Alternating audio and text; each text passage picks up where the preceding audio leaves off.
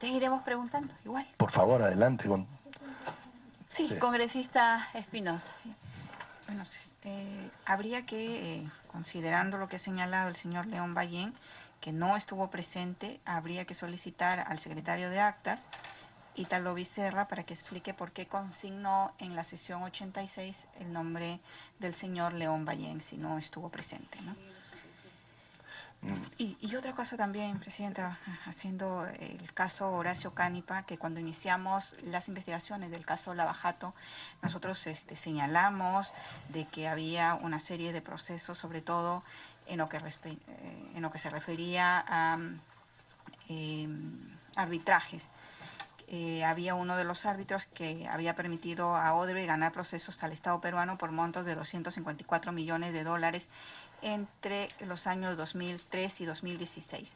Uno de los árbitros que más votó y emitió a favor de Odebrecht es Jorge Horacio Cánipa Torre, quien tiene 18 procesos arbitrales entre el Estado y Odebrecht, y en los cuales de los 18, 15 votó a favor. Entonces habría, señora Presidenta, también que pedir su manifestación. Gracias, congresista Espinosa. Tomamos esto como pedido. Hemos regularizado, no hemos regularizado en realidad nuestra sesión porque la iniciamos con carácter de informativo. Sin embargo, en esta etapa regularizamos esta estación para consignarlo como pedido. Más bien aprovechando y a lo mejor un poquito de respiro a nuestro invitado para que pueda hacer algún ejercicio de memoria y recuerde algo más sobre las sesiones 86 y 87, consulta a congresista Costa si tiene a lo mejor algún informe o algún pedido más que realizar a fin de regularizar nuestra sesión del día de hoy. No. Entonces avanzo con mis preguntas y luego le doy el uso de la palabra. Gracias. Gracias, congresista Costa. En todo caso, le dejo, a lo mejor usted tiene más fortuna que yo. Gracias, Presidenta. Yo voy a salir de ese tema y lo que quiero son dos cosas. Uno, reconstruir su vinculación con la promoción de la inversión privada para tener los datos exactos. Usted entra a COPRI el 96. Y se va... 2 de julio del 96. 2 de julio del 96. Junio. Y se va de Proinversión el 2007. El 2007 en septiembre a mi solicitud. Septiembre de 2007 a su solicitud. Y entonces en esos 11 años, ¿no? Usted se desempeña primero en COPRI y después en Proinversión. ¿Y cuánto tiempo es que está como director ejecutivo adjunto? Entiendo que ahí es que está como director ejecutivo adjunto. Del 2003 al 2007. Del 2003 al 2007 es adjunto. Sí, inclusive fui director ejecutivo adjunto del señor Lemor. O sea, usted es invitado por René Cornejo, se va a Cornejo y usted se queda... Yo me quedé director accidental y después entró el señor Lemor y yo seguí siendo director adjunto. Pero digamos, poco tiempo después de que se fue Cornejo, usted se fue. Sí. ¿Cuándo Cornejo se va el 2007 también? Sí, también. Ya. Bueno, es triste recordarlo, pero me dijeron o te vas o te votamos, ¿no? Me mandaron decir por varios sitios, entonces tuve que renunciar.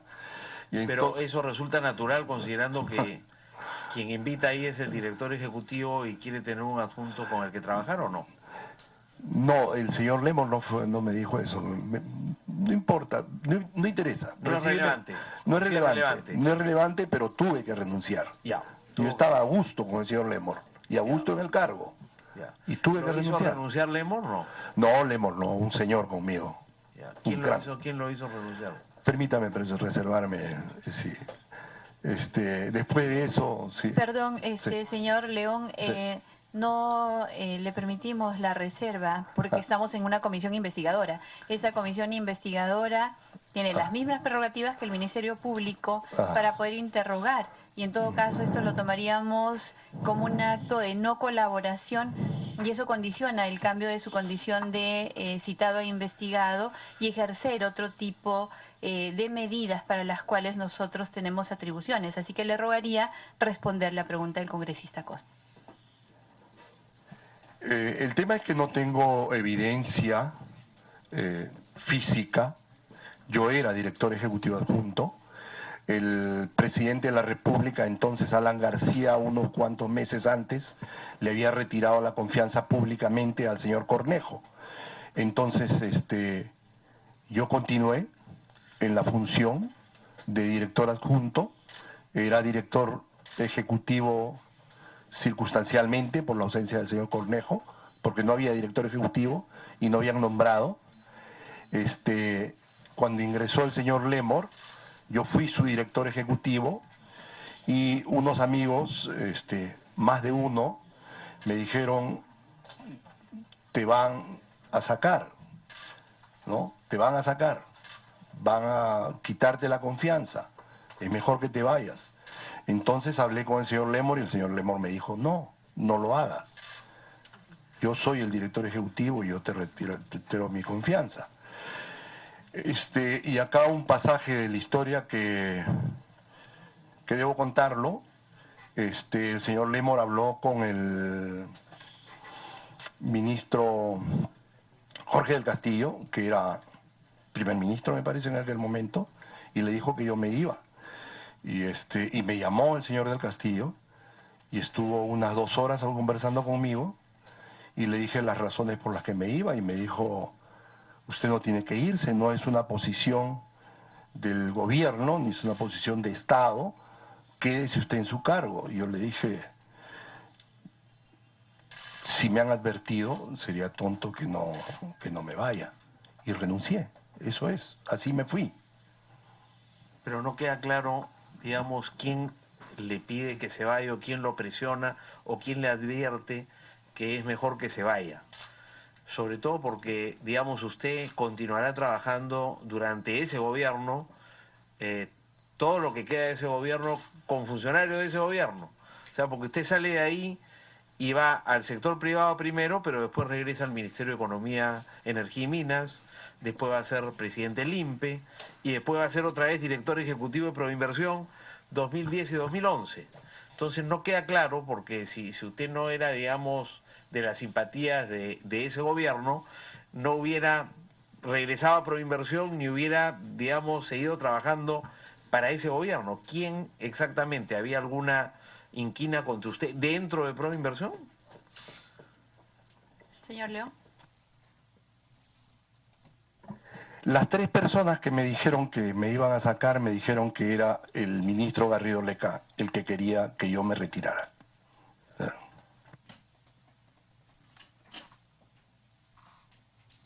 ¿Y le dijeron por qué quería Garrido Leca? Entonces ministro de Salud, ¿no? ¿O ya estaba en vivienda? Estaba en vivienda, creo que primero fue vivienda y después salud. ¿Habían cosas que el sector vivienda estaba concesionando a través de Proinversión en ese momento?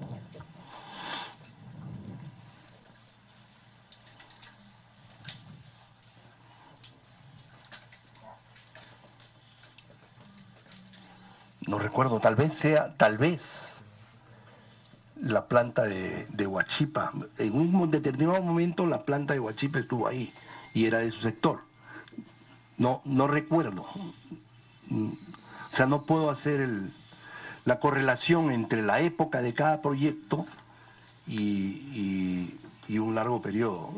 Disculpe, presidente, pero hay algunas cosas que son lejanas y no la puedo precisar. Ya.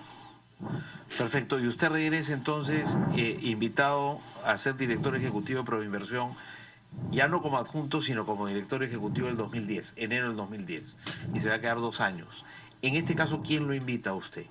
La primera vez lo invita el mismo Cornejo como su adjunto. René Cornejo ya era director ejecutivo. Sí. En este caso, ¿quién lo invita y quién lo nombra?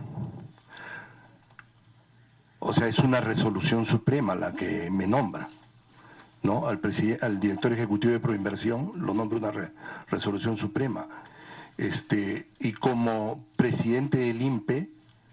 No, el nombramiento entonces como director ejecutivo, ¿quién lo hace? El presidente de la República, con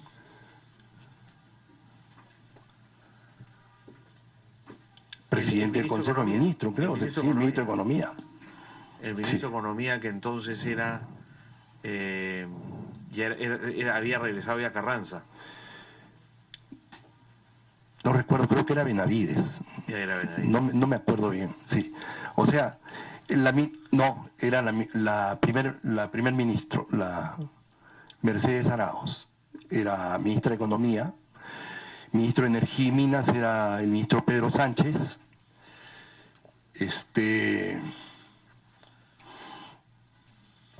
Y otros. Perfecto. Entonces, no sé si nos puede decir, durante su primer periodo en Proinversión, usted, digamos, durante el gobierno de Fujimori, ¿no?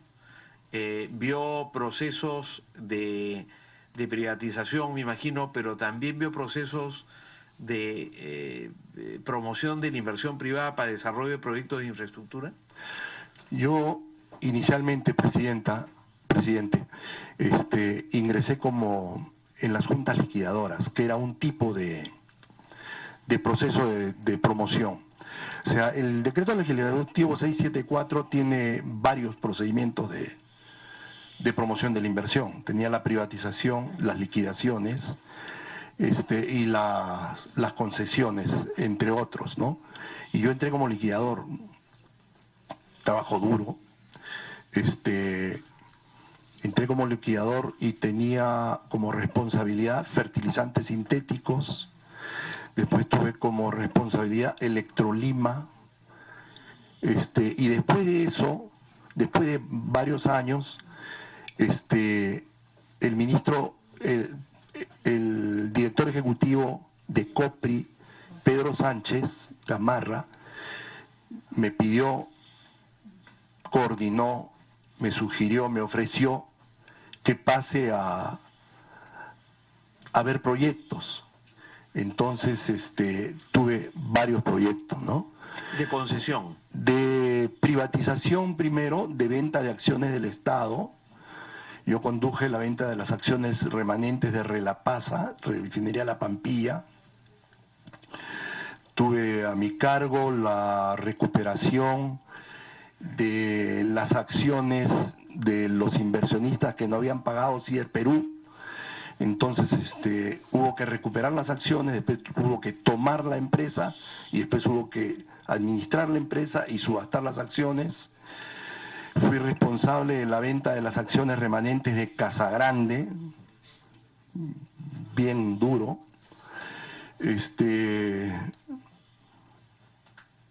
Y varios otros procesos. ¿Y tuvo responsabilidad en procesos de concesión? Procesos de concesión. En un determinado momento fui presidente del responsable coordinador sectorial de agua potable. Sí, en el proceso en Tumbes y en Piura, que el de Piura no prosperó. Fue una época transitoria. ¿Qué otro proceso de concesión he conducido?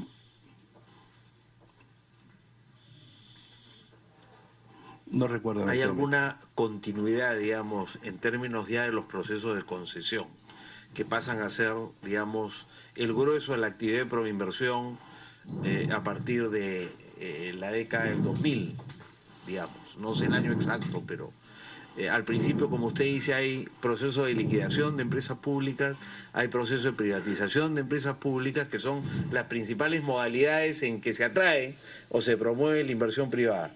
Y después vendrán las concesiones. Una vez concluidos esos procesos de liquidación y privatización, las concesiones serán, digamos, la modalidad fundamental de promoción de la inversión privada. Pero y ya tuvieron lugar, como usted mismo ha dicho, durante la década de los 90, procesos de concesión al sector privado, ¿no? Sí. ¿Usted nota una continuidad entre esos procesos de concesión en la década del 90 y lo que va a ser la década del 2000? Hubieron concesiones también en la década del 90. Sí, hubieron muchas, ¿no? ¿Con participación de empresas constructoras brasileñas? No recuerdo, no, creo que no habían. Porque, digamos, hay presencia en obras de infraestructura y obras hidroeléctricas por parte de las empresas brasileñas desde fines del gobierno militar, en el año 79, parece que es la primera gran obra que tiene involucramiento de Odebrecht, 79, fines del gobierno de Morales Bermúdez y luego inicio del gobierno de la UNDE. Y después con el gobierno de García, el primero, también hay algunos proyectos. O sea que me imagino que en la década de los 90 hay varios proyectos, claro, también de concesión. Habían proyectos de concesión de líneas de transmisión que comenzaron el 96. Habían proyectos de concesión de ferrocarriles que terminaron que comenzaron por ahí por el 96 también.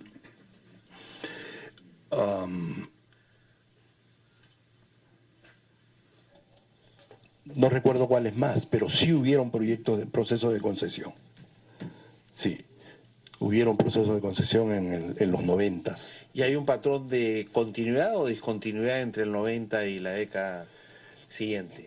Como procedimiento, ha habido un aprendizaje continuo, entonces puedo decir yo que la manera de proceder de proinversión es muy buena. O sea, la manera de buscar concursos de proyectos integrales que permita que el privado aporte lo mejor de sí,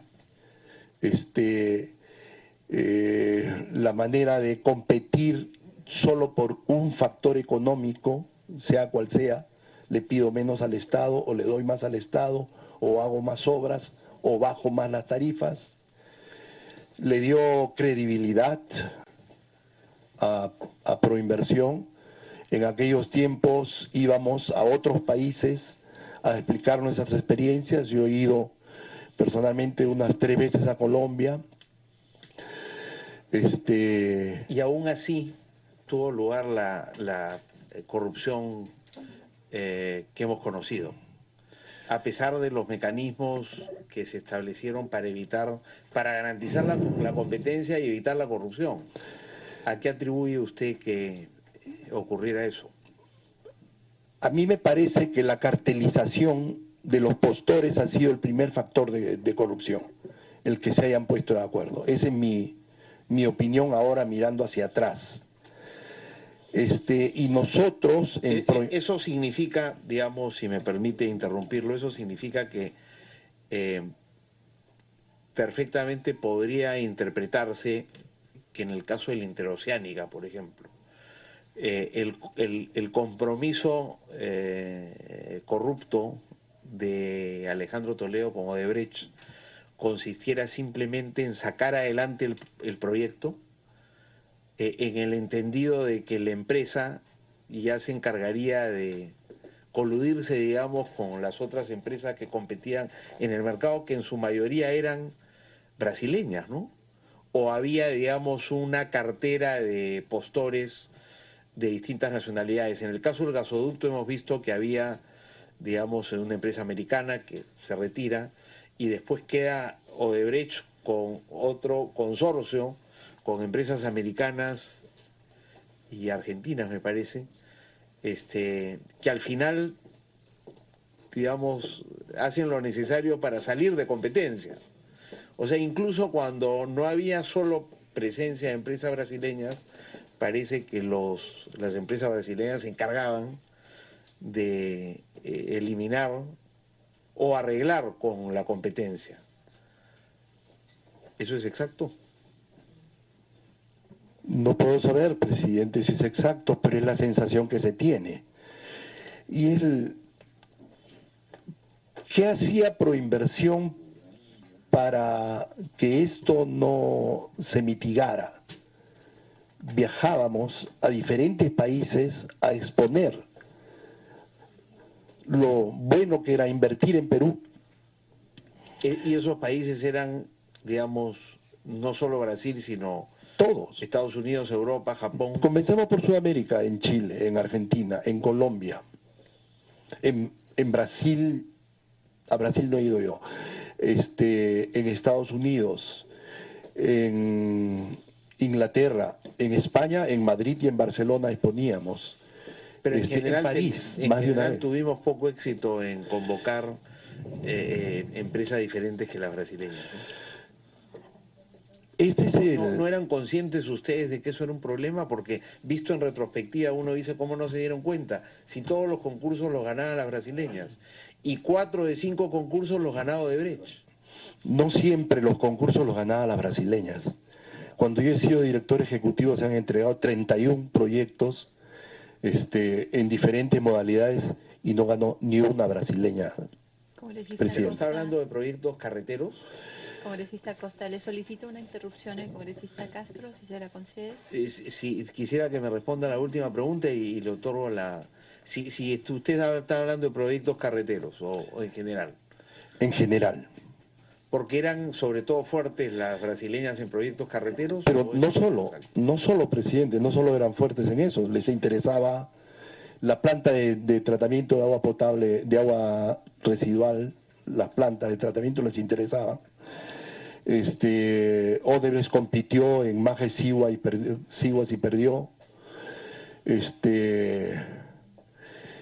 O sea, les interesaba cualquier obra de ingeniería suficientemente grande. Las irrigaciones. Eso es. ¿Y ustedes eran conscientes que la mejor manera de garantizar la construcción eficiente de esas obras sin corrupción era con la mayor cantidad de competencia? Absolutamente, sí, así era. Nosotros decíamos que vengan más, entonces mientras más competencia haya, más difícil le puede ser a cualquiera cartelizar. Operar con un cartel. Claro. Yo quisiera sobre eso insistir en la pregunta que le he hecho, porque, claro, yo se la plantearía de otra manera, con la experiencia que usted tiene, y sabiendo ya que Toledo va a ofrecerle a Odebrecht la concesión de la interoceánica. ¿Cómo podía el expresidente Toledo cumplir con su compromiso con Odebrecht, asegurándole a Odebrecht la buena pro de esa empresa, de ese proyecto?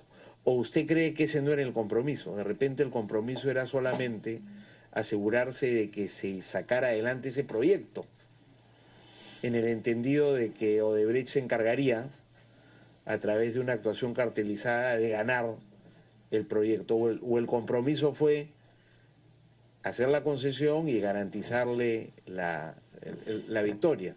Era posible con, digamos, la normatividad vigente y los mecanismos establecidos, y me refiero sobre todo a la manera de la competencia, donde tú tienes sobre técnico, donde califican todos los que cumplen con los requisitos mínimos, y después tú tienes un sobre económico donde nadie sabe quién va a ofrecer el precio menor, salvo que estés cartelizado, en cuyo caso está garantizada el resultado, ¿no? Pero ahí no tiene por qué intervenir quien hace la convocatoria y quien otorga la concesión. Ese ya es un asunto entre privados, digamos. Si uno se compromete a otorgarle la buena pro a una empresa, ¿cómo con esos mecanismos establecidos en la ley puede cumplir ese compromiso? ¿Hay forma de que lo cumpla? ¿Y a través de quién? ¿A través de quién se cumple ese compromiso? Es imposible, presidente. Imposible.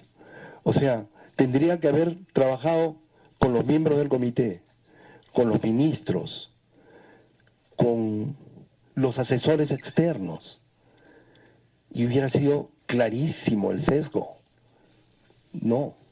¿Pero lo hubieran podido hacer si se ponían de acuerdo con todos? ¿Cómo lo hubieran podido hacer?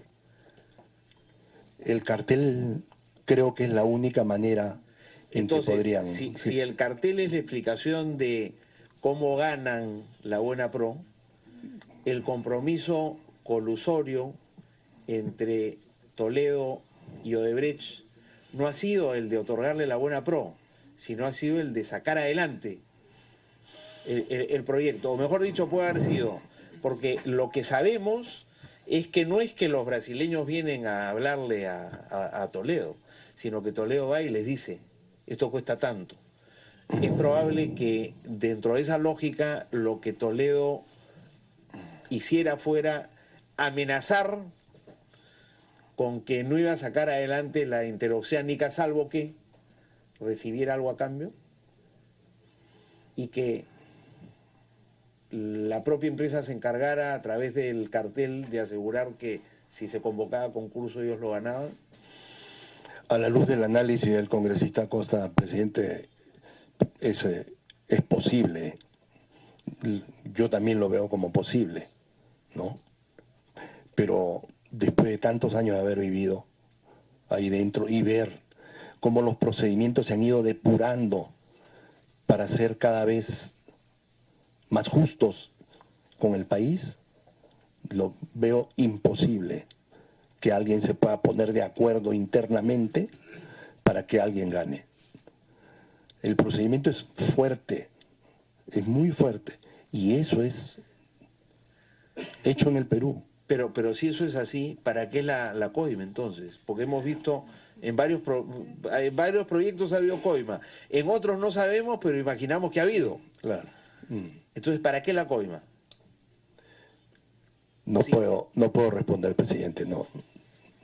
Habría ellos mismos tendrían que decir, ¿no? Yo creo que habría que preguntarle a ellos mismos, ¿no? En qué consistió, cómo fue, para entender y mejorar en esa parte los procedimientos nacionales. Bueno, ese es el objetivo de su participación esta noche, señor León Ballén, entender eso. Y por eso esperábamos su colaboración. Y esperamos su colaboración.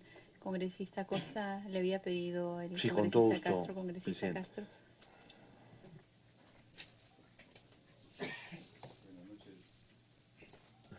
Buenas noches, señora presidenta. Buenas noches, señor Ballén. Buenas noches, colegas congresistas. Bueno, al respecto creo que estamos haciendo mucha especulación. Nosotros tenemos que ir al meollo del asunto. Y el meollo del asunto está claro, ¿eh?